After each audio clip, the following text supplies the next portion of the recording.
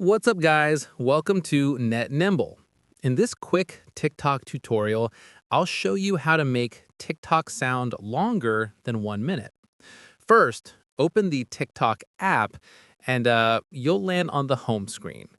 Tap the plus icon at the bottom to open the TikTok camera. Now, tap Upload on the bottom right and choose a video longer than 1 minute from your gallery. Select it and tap Next. On the editing screen, tap Add Sound at the top. You'll see TikTok's full sound library. Choose the sound you want, then tap the scissors or cut icon to adjust how long the audio plays.